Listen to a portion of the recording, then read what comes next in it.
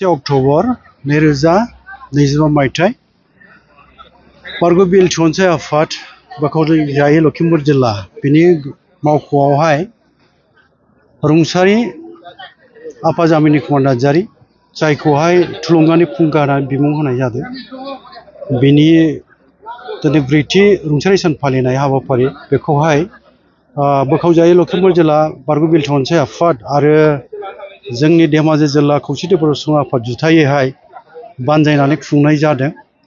आरो गुबैयै थांनाय समनिफ्राय जोंनि बेवहायनो जोङो बोसोरफ्रोमबो खुंनाय जादों। आफाया गुबैयैहाय आफाजामिनि कुमार नार्जारिया थांनाय 2022 मायथाइ बेनि दिनैनि सान 26 अक्ट'बराव रुंसारि जालांदोंमोन।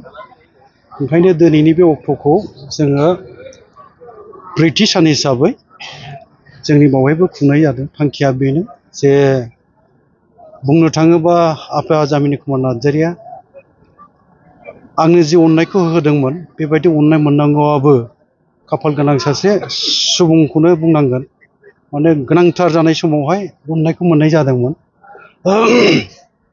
नङामोनब्ला गुबैयैहाय सैथो बाथ्रा बे जे आंनि कलेज फरायनायनि जि मोनसे बा जिउ दानायनि जि मोनसे जुजिनाय बुब्लिमोन बे बुब्लियावहाय आङो लामा आन्दायबायमोन बा आङो राहा गोथे जाबायमोन। थि समावनो आफानि अननाय मोननानै आङो इं 1985 मायथाइयाव पिइउ बै समावहाय पिइउ बुङोमोन, जायखौ आथिखालाव हायार सेकेन्डारि होनो।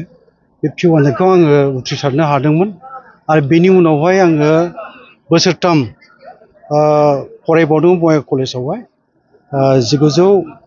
1985निफ्राय 88सिम बोसोरथाम आं ग्रेजुवेसनखौ बङाइगाव कलेजनिफ्राय लादों। आरो बे समनिफ्रायनो बुंनो थाङोबा आङो इं 1987 मायथाइनि जि बर' फरायसा आफाद दुलाराय बर' फरायसा आफाद बड'फा उपेन्द्र ब्रह्मनि दैदेननायनि आलादा रायजो नागिरनाय सोमावसारनाय बावहाय खामानि मावनो मोननाय खाबुआवबो बा खाबुआ आङो आफानि न'आव थानानै बनरगाव खाग्राबारि क'क्राझार जिल्लानि सिङाव थानाय बियो बेवहाय थानानै आङो खामानि मावनो खाबु मोनजेनदोंमोन।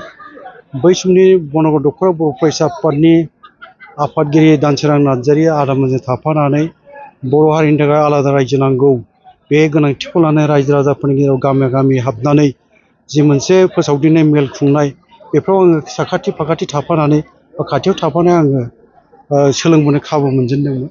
आरो रायजो बिनायनि जि मोनसे दाहार बुंनो थाङोबा जि मोनसे सोमावसार हाबाफारि लानाय जोंनि जिल्लायावबो गोहोम खोख्लैफैनायफ्रा बुंनो थाङोबा बै समावहाय जों माखासे फरायसाफोर बुंनो थाङोबा आं दङमोन सेनियर हिसाबै। बेनि उनाव परिमल बसुमतारी होननाय दंमोन, बिथाङा दिनैहाय रुंसारि जाबाय, गैला बियो। दा जोङो ज' लोगो लालायनानै बड'फाखौ बहाय लाबोजेननाय जादों। रायजो बिनायनि गोनांथिखौ बेखेवना होनाय जादों, मिटिं खुंफैदों।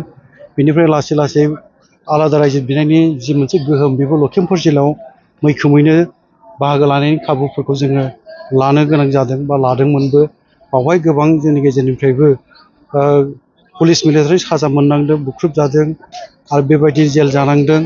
आरो माखासे सुबुंफ्रा पुलिसजों गावथारजादों, मुंख्लं जालांनांदों। बे दुखुनांथाव जारिमिनफ्रा जोंनि जिल्लायावबो जादोंमोन रायजो बिनायनि मुङावहाय। दा जायखिजाया दिनैनि समसिम सफैनायनि सिगांनि बाथ्राफ्राथ' गोलाव जारिमिना, जाय दुखु गोनां जारिमिनखौ दान्दिसे समनि गेजेराव बुंनानैबो फोजोबनो हानाय नङा।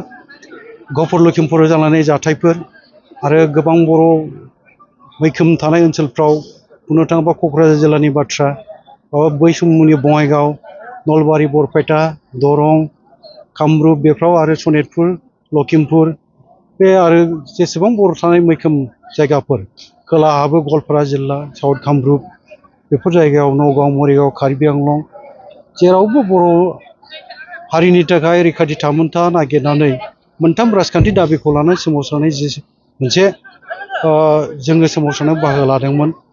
बुरलुंबुथुर दैमानि साहा सेरफाङाव संकसनिफ्राय सदियासिम आलादा बड'लेण्ड रायजो सोरजिनाय, बिनि उनावहाय बुरलुंबुथुर दैमानि खोलाहा सेरफाङाव थानाय बर'फोरनो मोनसे नीलाचल अट'नमास काउन्सिल दानाय, बेनि उनाव कार्बि आंलंनि बर'फोरखौ हादोरारि ट्राइबेल गनायथि मोनहोनाय, बे मोनथाम राजखान्थि दाबि लानानै सोमावसारनायाव मैखोमै बाहागो लानाय खाबुखौ मोनबोदोंमोन। दा बेनि गेजेरजों सोमावसारनायनि गेजेरजों गोबां जोङो सैज्य खालामबाय, सहाय नांबोबाय आरो जोङो दिनैहाय मोनथाम गोरोबथा खालामबाय, बिएसि गोरोबथा, बिटिसि गोरोबथा आरो बिटिआर गोरोबथा। बिटिआर गोरोबथानि गेजेरजों जोङो मोनफैबाय बर' कसारि अनसाय गावहाय खुंथायखौबो। दा बिसिम सफैनायनि आगोलनि बाथ्रा बुंनो थाङोबा बावहाय थुलुंगानि फुंखा आफाजामिन कुमार नार्जारिनिबो माखासे बिहोमा दं, बेखौ आङो बुंनो लुबैगोन। मानोना आफानि न'आव थानानै आंनि सोलोंजेननाय बा आंनि जि मोनसे जिउ दानायनि खाबु बेखौ आं मोननो हादों।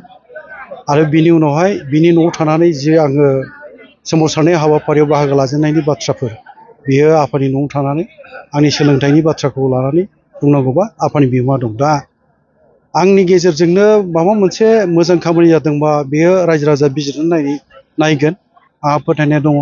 आरो दिनै आफानि बिमुङावहाय खौसेथि बर' सुबुं आफादा जि मोनसे बिनि मुङाव बान्था होनायनि थांखि लादों, बेखौ आङो गोरबोनिफ्राय बरायदों। नाथाय आं बेखौ बुंबावनो लुबैगोन, खेबसे आरो नायफिननाया मोजां, सानफिननाया मोजां। मानोना बियो मोनसे फोसावनायनि उनावहाय आनै निबास जानानै जोङो रावहाबो हेंथा गैयालासेनो आजावनानै लानानै खामानिखौ मावलायोबा बे गोजोनथाव जायो। दा सोरबाया लुबैयो, सोरबा लुबैया, बेबायदि हेंथा थायोबा बियो थिग जाया। मान होनायनि नामाव बेखौ बाजि फोनानैसो जागोन।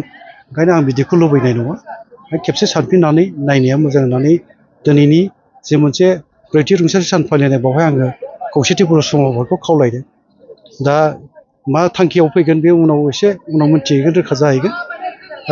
गमामायै जुदि बेखौ फोसावहैयो, आरो फिसाला हिसाबै बा फिसा हिसाबै बा आफानि अननाय मोनदों हिसाबै बेनो बान्था होलायनायनि जि मोनसे खौसेथि बर' सुबुं आफादा थांखि लानानै खामानि मावनो हायोबा बे आंनि थाखाय गोजोनथाव, बेसेबा गोजोनथाव बाथ्रा, बेखौ आं बुंगोन। अब्लाबो आंनि खावलायनाया बे थादों, जाहाथे बावहाय हेंथा हेंथि थानो नाङा, बावहाय बाजानाय माबा मोनसे बेरेखा साननायफ्रा दा फैथों, बेखौ आं लुबैगोन आरोखि। बे